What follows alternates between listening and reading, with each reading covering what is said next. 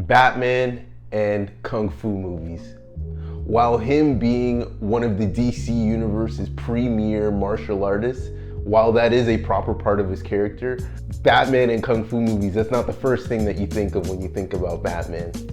I will say though, he's one of those characters that's so narratively flexible. What did he say? That if written the right way, you can drop him into just about any setting, and for the most part, it usually makes sense. I bring all of that up because of the topic of today's video. I'm Guapo Jim, and today we're gonna be breaking down Batman, Soul of the Dragon, and why this Batman flavored Kung Fu caper is a true hidden gem. For those of you who don't know, Batman, Soul of the Dragon is a 2021 Batman cartoon movie. While that does seem all well and good, this movie, it took the unorthodox approach by giving us what's called an Elseworld story. For all of my Disney Plus MCU heads, think of like the What If cartoon, something like that. So in that, it took Batman and it placed him into the setting of a 70s style Kung Fu movie, if that makes sense. So while there is a lot of magic and there's a bit more of a supernatural flair to this film, don't go into it expecting any science-based heroes because you're just not gonna get them. Dragon, it takes us into a world pulsing with danger, mysticism, and just overall kick-up martial arts mastery. So Bruce Wayne in this world, he's still very early onto his Batman journey, so he's not quite the superhero that we all know and love, but while learning those Batman skills, he also was a part of a secretive brotherhood of warriors trained by this badass old sensei somewhere in a hidden monastery in Asia, that type of thing.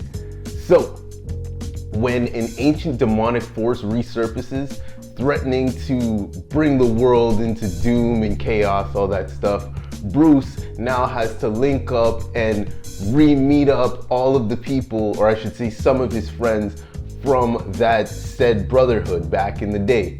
Those homies include, you got my girl Lady Shiva out there. She's intensely talented, just wickedly skilled. Like I could go on and on about Lady Shiva. You got the Zen master, the chill, cunning Richard Dragon, and then you've got the showstopper, the Dundada, you know, the real deal in my eyes. You've got Ben Turner, aka Bronze Tiger. After joining together, the team, they must confront their deepest, darkest fears. They have to stop a cult, and they've got to do all of this while stopping an ancient demonic power from quite literally consuming the world. So I mean, armed with nothing but their raw determination, their kick-up kung fu skills, and a few bad gadgets here and there, the odds are very, very, very stacked against my guys. I can't assure you, I can't say that enough.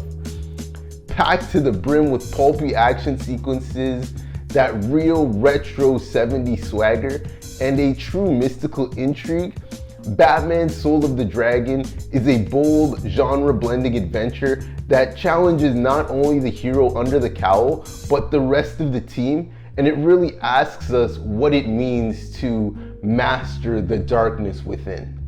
Hey, what's Guan and Slime?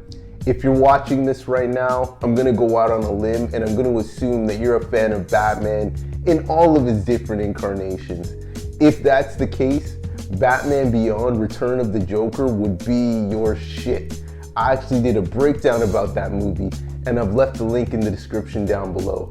Do yourself and your boy a big favor and check it out. You will not be disappointed.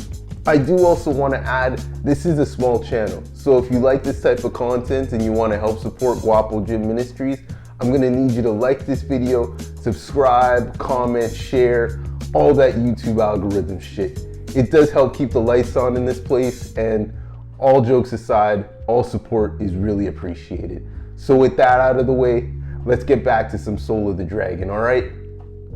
From a production standpoint, this film really did shine when it came to the story and to the settings.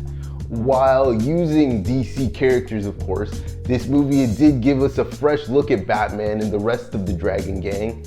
I know that's not their name, but just for the sake of simplicity, that's what I'm gonna call them. But it gave us a fresh look at all of them by placing them into this 70s movie, this 70s kung fu movie homage type of thing. You had Bruce Timm, who is the producer of the iconic DCAU era of cartoons, Justice League, Batman, the animated series, could go on and on. But that Bruce Timm, that's who I'm talking about.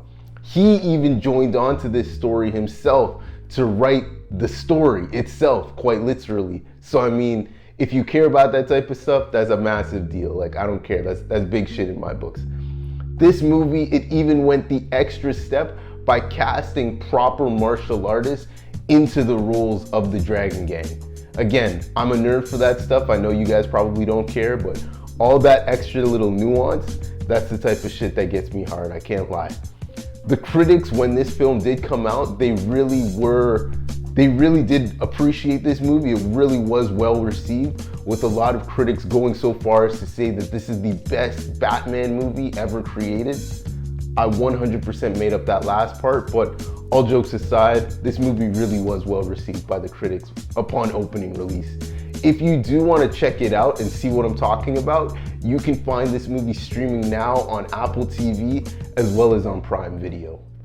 All in all, I'm not even going to try to hide my love for this film. It goes without saying, if you've ever watched this channel before, you've probably seen how much I love martial arts movies, and by throwing Batman into that genre, it really did take the cake. What I really did like about this film, and just fuck with me for a minute because I am going somewhere, but I kind of like how they took Batman and made him a bit more of a secondary character in this movie.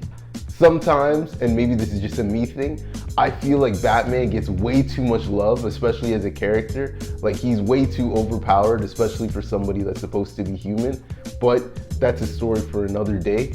At least in this film though, I like the way that they portrayed him, because it's like, you could see that out of the whole crew, he was by far the least proficient when it came to the martial arts. And it's like, he's still Batman, he's still sick with the martial arts. But to kind of hide that, he had to really level up his gadgets, and he had to really show the dramaticism, you know, the bat suit, all of that type of thing. I liked how they kind of played that up.